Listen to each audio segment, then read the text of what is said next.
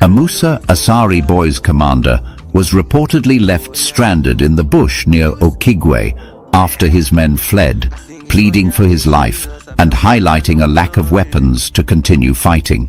Biafran Liberation Army, BLA, Defense Force and Resistance Force are said to be actively chasing out enemy forces, referred to as Musa boys, from Biafra land, especially towards Owerri. Biafran fighters are demanding better weaponry, claiming they are ready to fight if adequately equipped, but won't continue risking their lives without support. I still want to remind you that you're watching Onyami Jesus Comedy, home for blogging, entertainment at the fullest. Those Alomozia, Dolomozia, bam, bam, bam. Yes, I see Ozia Wanine, Odium Banine, Bulbulu. One day, Kedemen and Cape Azar. Hey, Mebuteli in detail. That is, Mebutie Nuju. Buloche, Nolane, Gigenti, Nagoka, Makaka, Dokempa. Kedemen and Cape Azar. Hey, you will not believe it. One day, Commander Holy Ghost declared that the ideology of Biafra cannot be defeated, regardless of threats or military action from the Nigerian government or army. There's strong belief in prophecy among the fighters that Biafra will eventually be liberated, even if it means dying for the cause. They accuse certain factions and individuals, e.g. Dr. Ra and Go 247, of sabotage, claiming they are trying to destroy years of struggle and efforts. They reject the label of terrorism, insisting that self-determination is a wrongs, including the detention of Nnamdi Kanu. Holy Ghost responds to critics who call him a social media commander, saying their fight is real, on ground, and not for show. The message reinforces their single-minded purpose, comparing themselves to a programmed ATM with only one function: Biafra liberation. They call for unity among all Biafran commanders, urging a collective front to confront enemies and continue the push for Biafran independence. Let me share with you the full story as it unfolded, bringing in every detail so that you feel present in the dense forest near Cked in Imo State, Nigeria, where recent events laid bare the realities of the struggle for Biafran independence and the human cost that comes with it. Early one morning, with the humidity already thick in the air, a commander of the Musa Asari boys faction found himself alone, stranded in a remote corner of the bush. He had been separated from his comrades after a fierce skirmish. Under the oppressive canopy of tall trees, he crawled forward on his knees, calling out, though his voice trembled, from the depths of his soul for help. "My name is Commander Holy Ghost," he gasped, his words catching on the creaking branches overhead and the distant cries of birds. "I am alone. The others have fled. I beg for my life." In that moment, he revealed more than desperation. He laid bare the truth of his situation. He confessed that they had no weapons left, that without arms their cause was at risk, and that he had families waiting for him back home.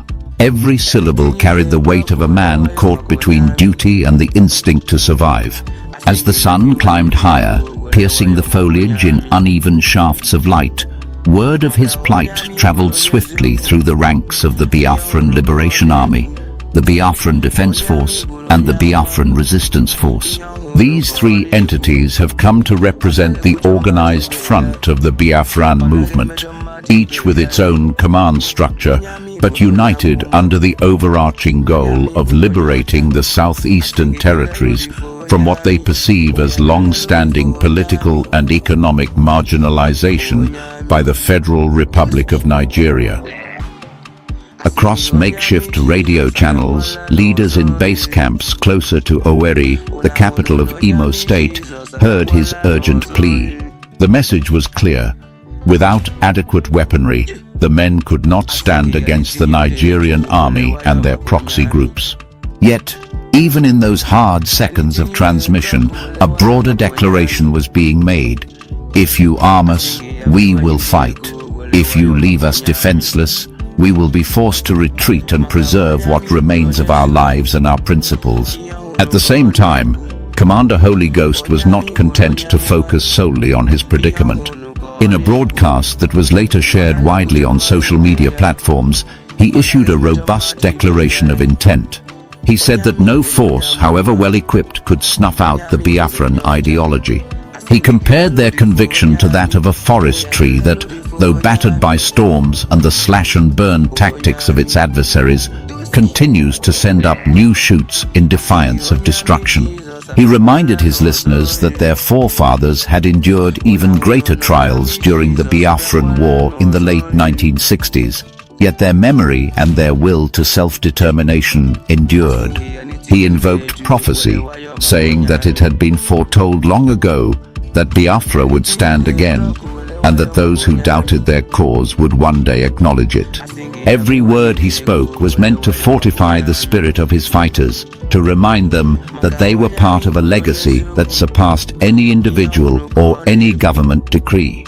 Within hours, the narrative of Commander Holy Ghost's isolation had been woven into a larger tapestry of accusations and grievances. He and his fellow fighters leveled serious allegations against certain individuals whom they believed were sabotaging their progress from within. Among those named were Dr. Ra, an online commentator who had once shown sympathy for the Biafran cause, but who, in their eyes, had shifted allegiances when political pressures mounted, and Go247, a social media influencer whose cryptic posts they suspected were intended to sow distrust among the ranks. These accusations were not thrown about lightly. For weeks, suspicions had simmered that pockets of disinformation were being spread deliberately to fracture the unity of the movement. Commander Holy Ghost argued that every act of sabotage, every rumor of betrayal, served the interests of those who wished to keep Biafra under the jurisdiction of Abuja, preventing full recognition of its autonomy. At the heart of all these discussions lay the figure of Nnamdi Kanu, the leader of the indigenous people of Biafra, whose detention by the federal government of Nigeria had galvanized many to the cause.